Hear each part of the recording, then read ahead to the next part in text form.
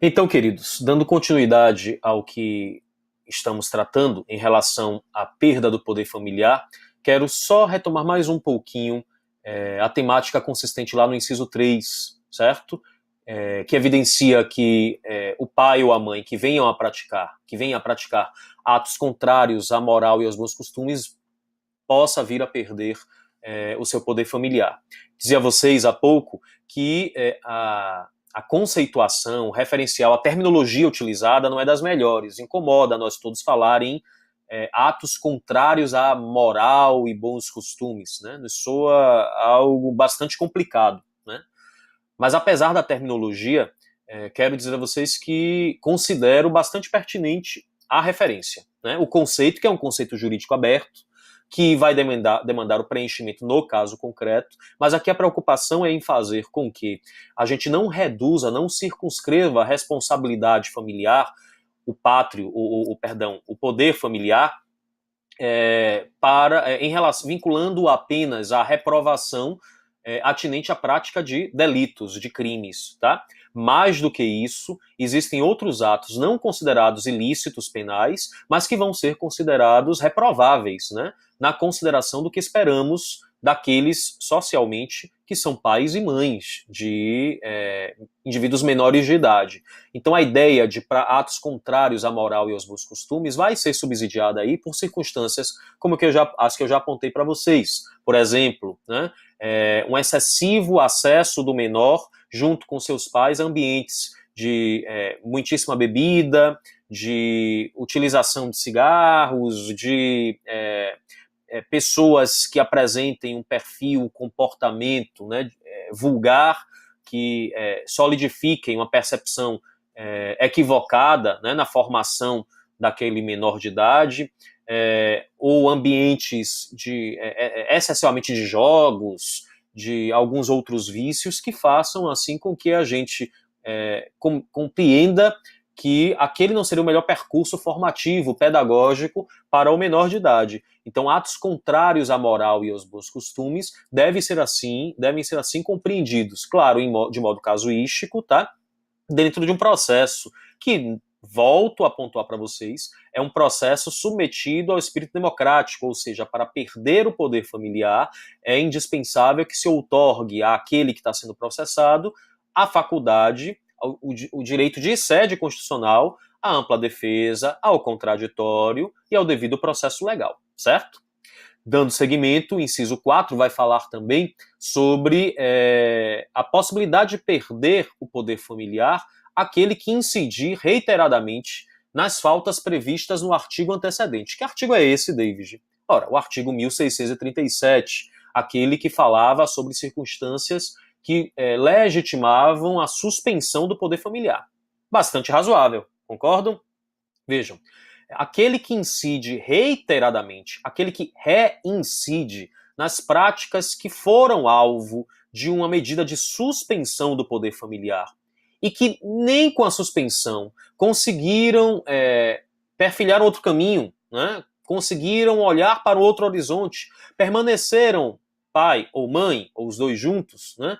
Permaneceram praticando os mesmos comportamentos, ignorando o farol aceso que ocorreu através do processo de suspensão do poder familiar, efetivamente precisam ser destituídos deste poder, né? Porque se revelaram como pessoas inábeis a realizar as responsabilidades, né, decorrentes do poder-dever familiar, né? Então, por isso, a reincidência nessas práticas vai legitimar um processo de perda do poder familiar, tá?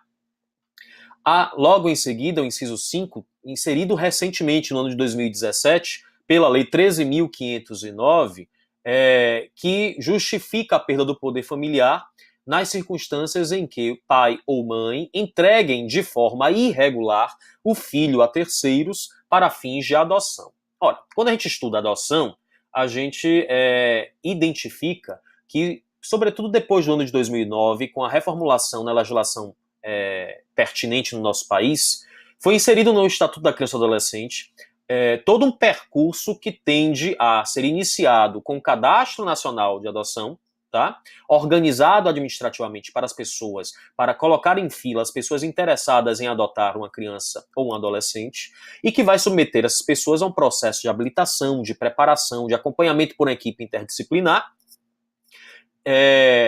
sedimentado mesmo este processo na ideia do anonimato, da imparcialidade, de uma fila regular, para que se culmine com a adoção propriamente dita, tá? Propósito, sobretudo, do legislador, a partir de 2009, foi evitar que a adoção fosse palco de questões de natureza econômica, gente, né? Ou seja, de eu que queira adotar, busque uma família em estado de miséria e que pessoalmente receba ali a criança, dando àquela família uma certa monta, uma certa quantia econômica para que cale a boca e deixe que eu registre aquela criança como minha, né? Então fazer um processo à láteri do que existe na legislação pertinente, porque eu tenho pressa, eu não quero pegar fila e porque como eu tenho dinheiro, eu posso comprar literalmente o acesso a essa criança. Claro que isso deve ser rechaçado inteiramente pela sistemática atual, né? E num país como o nosso, de muitos problemas sociais, de grandes desigualdades econômicas, é bastante razoável que exista um cadastro nacional de adoção e um acompanhamento devido dos indivíduos que querem adotar, para que não exista qualquer intervenção econômica como esta que eu estou apontando para vocês. Ora, neste movimento, no ano de 2017, inquietos nós todos, assim, com deturpações ainda com o processo da adoção, então, por isso tudo, o legislador, assim, estabeleceu que seria necessário inserir-se mais um inciso neste artigo, no 1638, que fala sobre as hipóteses de perda do poder familiar, para dizer que aquele pai ou aquela mãe que ofereça ao filho, ignorando, né, o Cadastro Nacional de Adoção e todo o procedimento estabelecido no Estatuto da Criança e do Adolescente, lá a partir do artigo 50 dele, do Estatuto da Criança e do Adolescente, o pai ou a mãe que assim se posicionar, perca o seu poder familiar, certo? Por quê? Porque entregou a criança diretamente, exclusivamente, àqueles que não submeteram ao processo regular da adoção. Essa perda, lembro a vocês, novamente, não é automática, tá? Ela vai demandar o devido processo legal, contraditório, ampla defesa dos pais biológicos, mas se efetivamente ficar evidenciado que houve uma burla no processo, que a criança ou adolescente foi entregue à pessoa diversa daquela de um cadastro nacional de adoção, efetivamente será a hipótese de processamento e, devidamente comprovada esta ocorrência, de perda do poder familiar dos pais biológicos. Obviamente que se a criança ou adolescente já estiver nas mãos dos potenciais pais adotivos, essa criança ou adolescente também deverá ser retirada, né, deste contexto e ser inserida no programa de acolhimento e submetida à condição de ser colocada à adoção nos parâmetros regulares, certo? O desejo aqui é mesmo de estabelecer uma política social tendente a evitar toda essa comoção, todo este transtorno de submeter a adoção ao crivo do interesse econômico, certo? Queridos, nós temos agora para tratar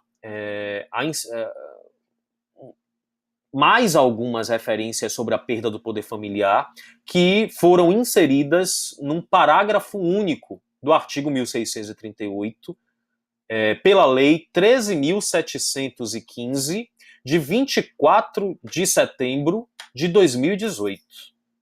Então, algo super novo, tá? De setembro de 2018, que fez inserir na sistemática da perda do poder familiar outras ocorrências que vão demandar uma atenção mais à parte nossa, para tratar delas, novas que são, e porque desenham uma conjuntura diferenciada, peculiar, neste território que é o da perda do poder familiar. Então aguarde um minutinho que a gente já enfrenta essa temática daqui a pouco.